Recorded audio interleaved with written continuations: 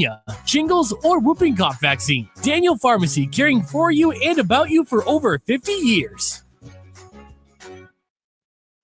Michael Devine, the Doctor of Truth. Does anyone have anything they'd like to confess? At AM 1400 KVFD. That's right. I'm the Doctor of Truth, and you can reach me, I think, at 955-1400, 955-1400.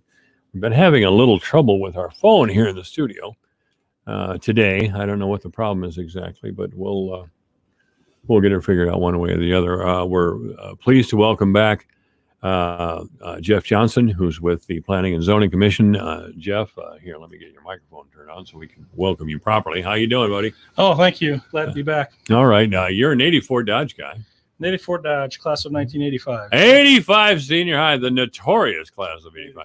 Why do you think the class of 85 was so notorious? Because you were in it, right? It goes all back to the credit of the teachers of Fort Dodge Senior High, and I think a lot of them will agree that class stood out not only academically, but also from an athletic standpoint too. Okay. We won some state titles and so forth. So all right. Yep. Mm-hmm. Well, I tell you, the teacher I find, and I grew up in Algona, mm-hmm. and when I went down south and when I went to other places to work, boy, did I appreciate the education those people gave me, because they were very much the fundamentals. Yep. And I don't know what they were teaching in North Carolina, but it wasn't the fundamentals. You know, I found out it was quite a big word. When I was on the air out there in North Carolina, a teacher from about 80, 90 miles away in the mountains called me and asked if she could bring her 4th or 5th grade class down, because they'd never heard radio, never been in a radio station. They had never heard radio because they were back to, it's a beautiful area out there, but there's little hollers, as they say, where a family or 2 or 3 families live.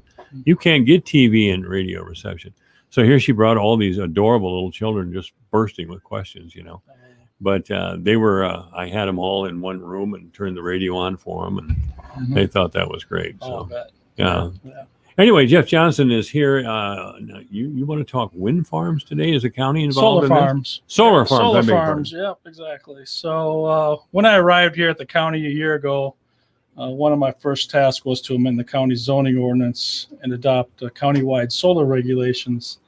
And with the help of the Environmental Council, the Board of Supervisors adopted an ordinance that allows solar farms as a conditional use permit with a site plan in agricultural and mineral extraction zoned areas of the county. So that ordinance was adopted this summer by the supervisors and was recognized by the Iowa Environmental Council as a model ordinance to be utilized by all counties throughout Iowa. So we worked hard on that. And obviously this ordinance paved the way for an approximately 960 acre solar generation station or farm that was approved by the Webster County Board of Adjustments on Monday. Where is this at? So this farm is located approximately 3 miles southeast of the town of Badger. Okay. Just east of the Dinklaw country, huh? All exactly, right. Yep. In the vicinity of Sampson Avenue and 160th Street. So this project has really been in the works by the applicant, which is EDF Renewables out of Minneapolis, over the past 5 years, and it's finally come to fruition. And so the site is ideal because there's an existing Mid-American electrical substation approximately 1/2 mile to the north of that intersection on the west side of Sampson. So what will happen here is the solar ground-mounted panels will capture and convert the solar energy into electrical energy at this substation. And this energy will basically be supplemental energy that will be tied into the electrical grid. And really, by the end of the day, the amount of energy produced really can power up to 15,000 to 17,000 residences independently. So, this is green energy. So really the next step here is that a building permit will be submitted to our office sometime in February or March. And they're looking at construction this spring with final completion before the snow flies come November, December. Mm-hmm. So, some of the big questions that I get here is, really, what's the county benefit of the project? Well, as previously mentioned, just like windmills, it's another source of green energy in the county. And secondly, the life of the project is going to be 35 or 40 years or more. And really, the economic benefit to the county over this time frame is an additional $3 to $4 million worth of tax revenue. Okay. So it's a feel-good project. It's. I hope it's more than that. It's clean, and by the end of the day, it's benign. You can't taste it, you can't smell it. The panels are 8 feet tall. Yeah. There's no traffic impacts that they'll be out there. Yeah, you have a few maintenance workers working on them, and they'll maintain the farm itself. But yeah, that's what was approved on Monday night. This was approved on Monday night. So how much construction is involved in? When we talk about, we're not talking about wind towers here. There's nothing wind about this project. We're talking about a good probably 600 acres of solar panels. So yeah, you're gonna 600 acres of solar panels. There's a road use agreement to make sure our roads are going to stay maintained and throughout the project. And at the end of the project, if there's any damage, they have to repair it. So yeah, there'll be a lot of construction activities just to get this thing up and running. So. All right. Will there be a lot of work for people around here, or? There will be some jobs. Yeah, I'm sorry I don't have that information. That's all right. Well, definitely. That's the other part of the economic benefit is that there are jobs for construction. Yep. Yeah. Well, the county, like the city and state and everything, we have to put this up for public bid. Usually, I like to think they take a real close look at local people first, but you have to take the lowest bid, as I understand. Sometimes lowest bid means cheap. As we all know. So as we all know, you get what you pay for, and I sometimes wish that rule wasn't in place. It cuts back on fraud and back scratching. Hey, I'll give you $1,000 if you name my country or my company as the contractor here. Not that would ever happen in Webster County. No.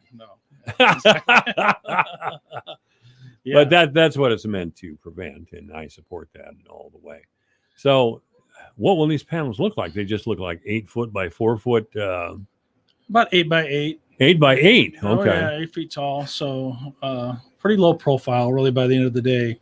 And not like the windmills where, you see them dotted all across Southern County. So, from a visual impact standpoint, it's taller than a stalk of corn, Yeah, sure.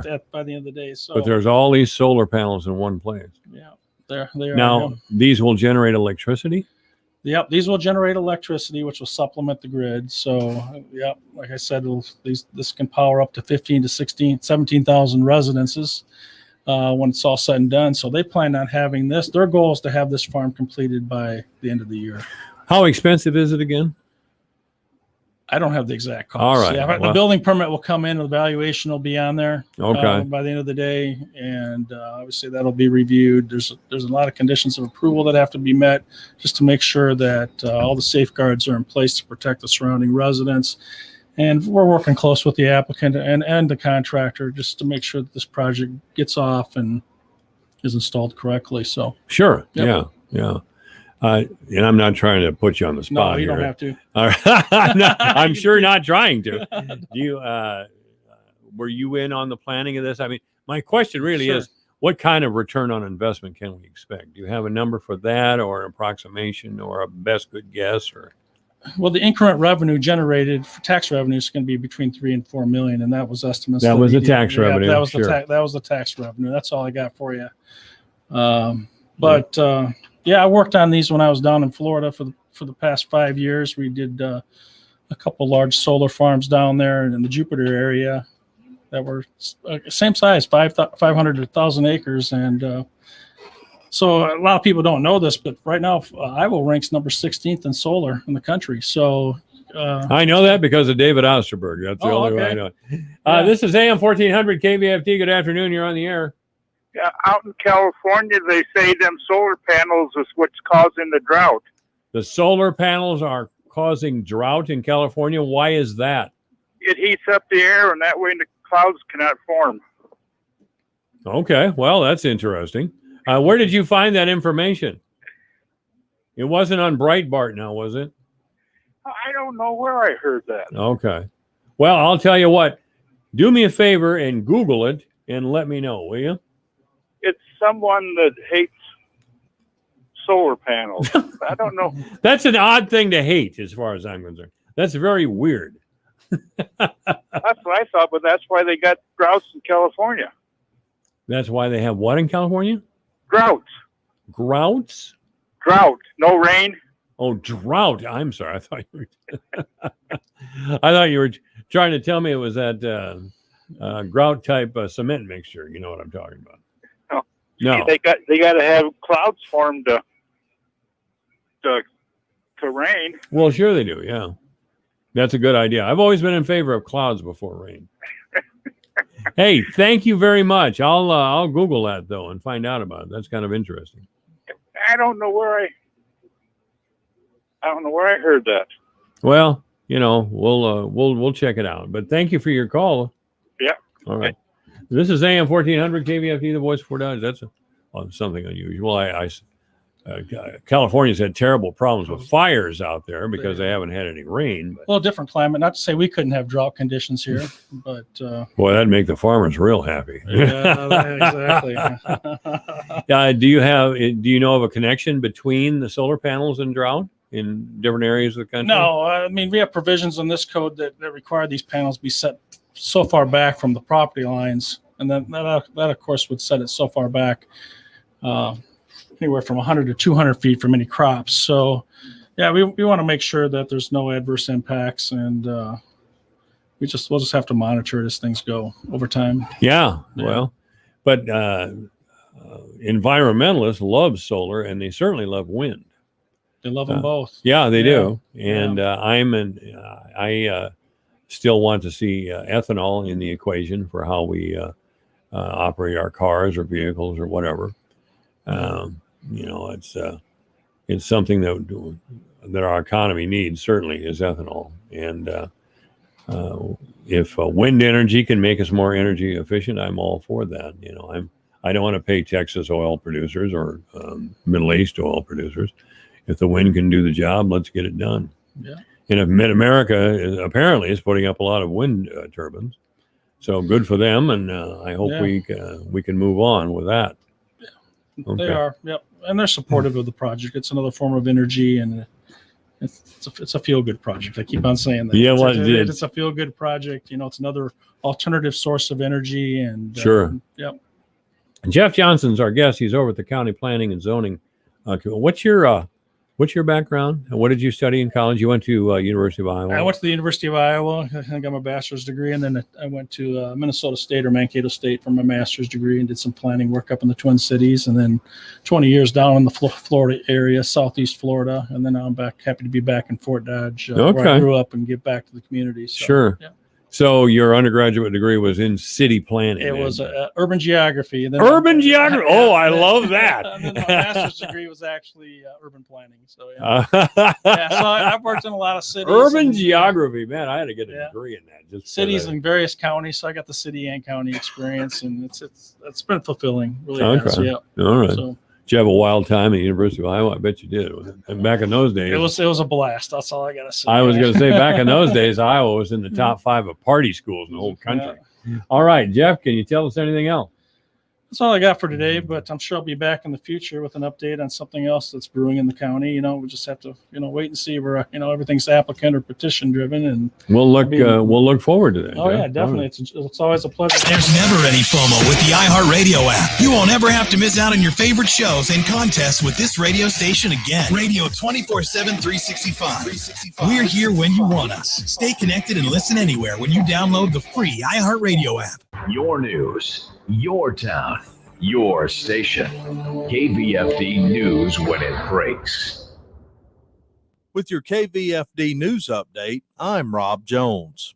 A former Carroll High School basketball player who was found with a gun and allegedly ran from police has been sentenced to prison. In May of last year, police were dispatched to the Walmart parking lot in Spirit Lake after an incomplete 911 call. Upon arrival, officers found 18-year-old Boomkuth Lowell of Carroll sitting in a vehicle with a juvenile female. Police reports say the smell of marijuana was permeating from the car. A search then turned up a handgun. Lowell ran on foot and a chase ensued. Officers lost sight of him, but then brought in a police dog, which was able to track Lowell, and he was arrested without incident. Lowell entered a guilty plea to possessing a handgun. He was prohibited from possessing a gun after being convicted in 2019 of attempted burglary in Buena Vista County. Lowell has been sentenced to 27 months. He's currently in the custody of the U.S. Marshals, awaiting transport to federal prison. The former Webster City employee accused of various financial crimes will avoid jail time. 41-year-old Leah Mulholland received